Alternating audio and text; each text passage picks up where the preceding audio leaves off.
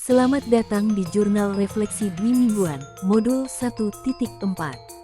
Budaya Positif. Model yang digunakan pada jurnal refleksi ini adalah model 4C, yaitu Connection. Apa keterkaitan materi yang didapat dengan peran Anda sebagai calon guru penggerak? Challenge. Adakah ide, materi atau pendapat dari narasumber yang berbeda dari praktik yang Anda jalankan selama ini? Konsep. Ceritakan konsep-konsep utama yang Anda pelajari dan menurut Anda penting untuk terus dibawa selama menjadi calon guru penggerak, atau bahkan setelah menjadi guru penggerak. Dan yang terakhir, Ceng, apa perubahan dalam diri Anda yang ingin Anda lakukan setelah mendapatkan materi ini? Bagian pertama, Connection. Keterkaitan materi yang didapat dengan peran saya sebagai calon guru penggerak. Sebagai calon guru penggerak, saya memiliki peran yang sangat penting dalam menciptakan dan memelihara budaya positif di lingkungan sekolah dan kelas saya nantinya. Saya akan menjadi contoh bagi siswa dan rekan guru dalam menunjukkan sikap positif, semangat, dan ketekunan. Sikap dan tindakan ini akan berdampak langsung pada suasana kelas dan lingkungan sekolah secara keseluruhan.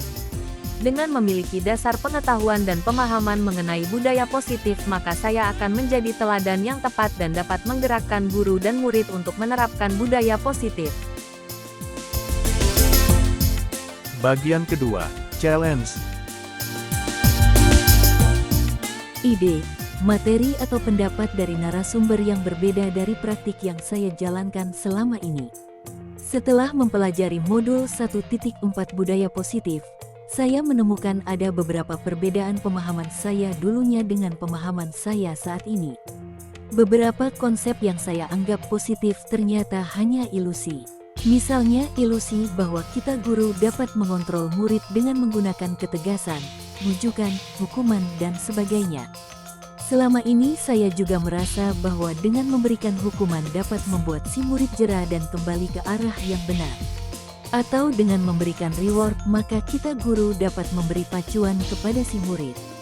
Ternyata banyak hal yang semula saya anggap positif justru sebaliknya bertolak belakang dengan apa yang saya pelajari pada modul 1.4 ini. Bagian ketiga, Konsep. Konsep-konsep utama yang saya pelajari dan menurut saya penting untuk terus dibawa selama menjadi calon guru penggerak atau bahkan setelah menjadi guru penggerak.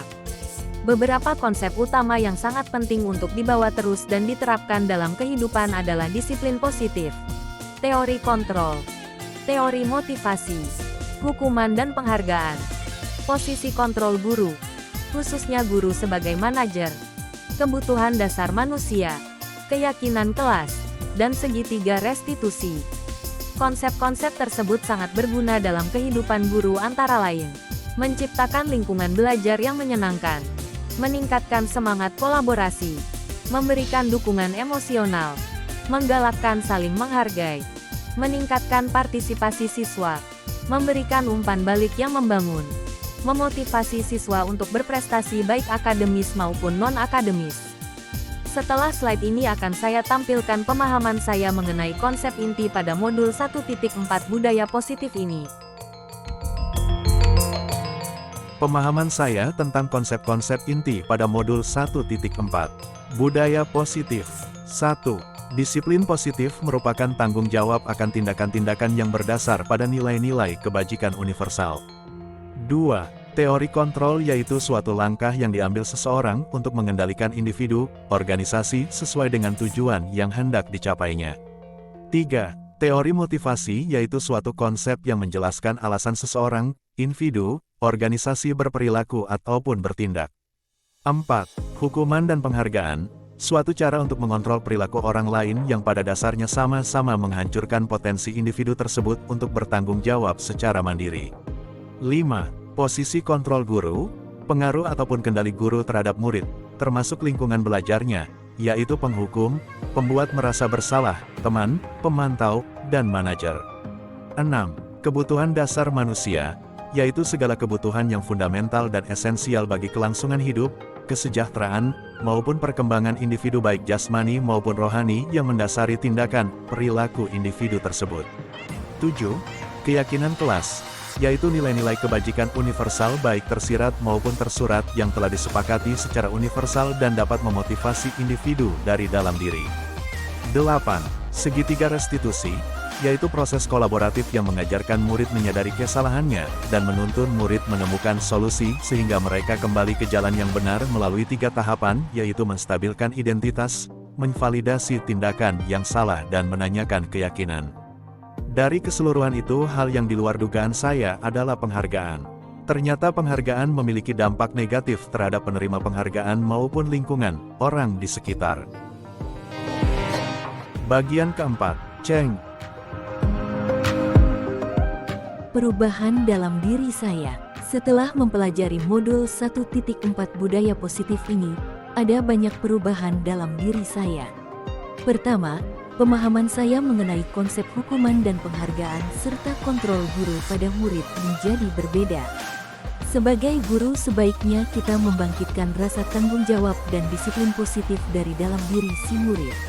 Kedua, saya menjadi lebih bersemangat menerapkan budaya positif dalam kehidupan sehari-hari tanpa pengaruh dari luar, melainkan untuk menghargai diri saya dan keyakinan akan kebajikan universal yang sudah saya pahami.